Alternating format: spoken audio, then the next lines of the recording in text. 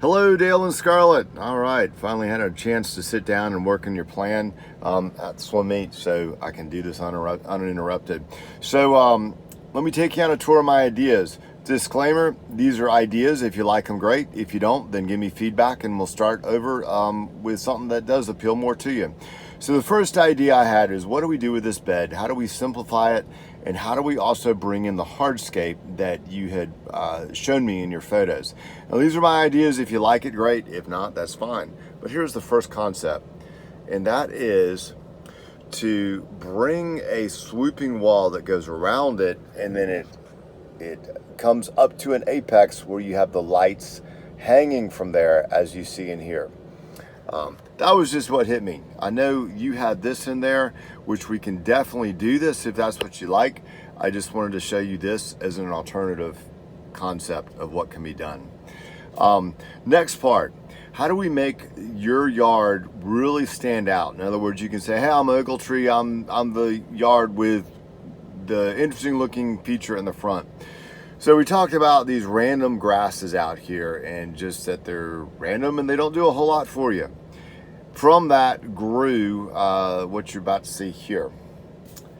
And that is an elevated bed that comes through. It may be possible to use some of your crepe myrtles up here, but what I have in this design, these are daylilies or some other type of blooming plants. Would love to see some purple heart trailing over a wall if that works out. A ground cover through here. It doesn't show it real well in this video, but some sort of a really outstanding looking ground cover there. Azaleas, probably encore, so you have multiple blooms coming through there. Just an idea on that, on how we can really make sort of your entry, which is somewhat indistinguishable, very distinguished. This is the same thing, just closer up. As we move in here, I'm going to take you a tour around your yard. You've got the pile of rocks. Would love to try to integrate those into this scene somewhere. This is a really big and beautiful oak tree. You can see the power lines. The road is right over here. But I thought that it would look really amazing to have a 110 volt flood lamp that's shown up on this and really highlighted this amazing tree.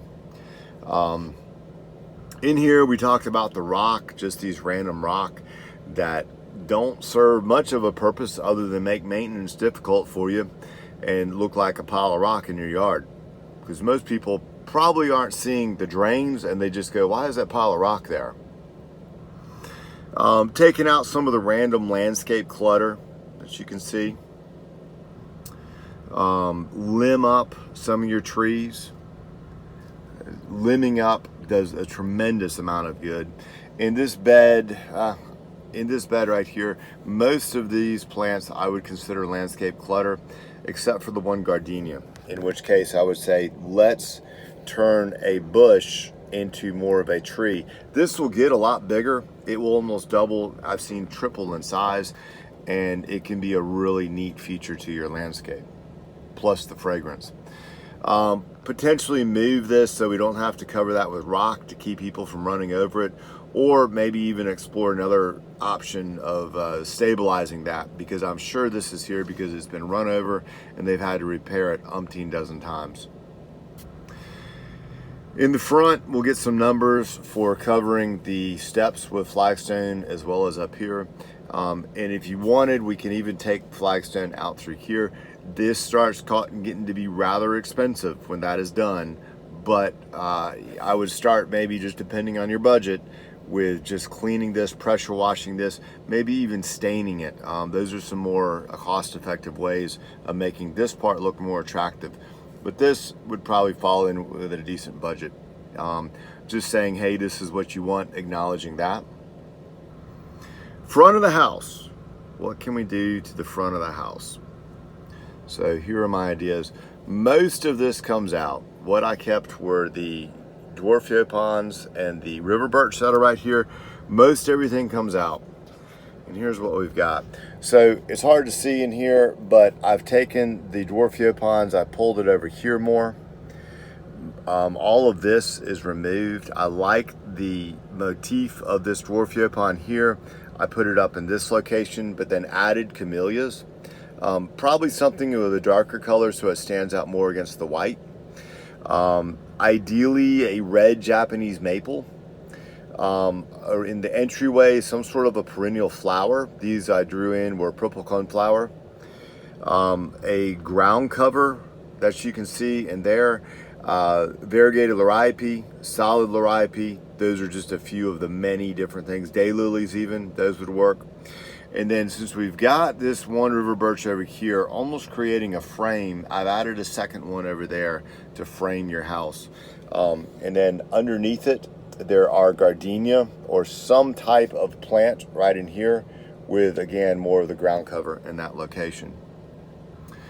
Moving back here, this Japanese maple right here, it may be possible to move this. It's a little bit risky, but it is within the realm of doable. But moving this, potentially using it up top and then extending the road down through here. And then obviously taking these out because it becomes landscape clutter in there. This is a good resource that we could use in that landscape up front. Oh, also, I got to find out from you, how far do you want this to go back to the shed? I took some measurements on that, but I need some more information on that. Then that is the end of our tour. But I guess the part that I was most excited about was this, but that remains to be up to you guys and what you think about it. But the idea, this is an elevated wall. This is backfilled with dirt.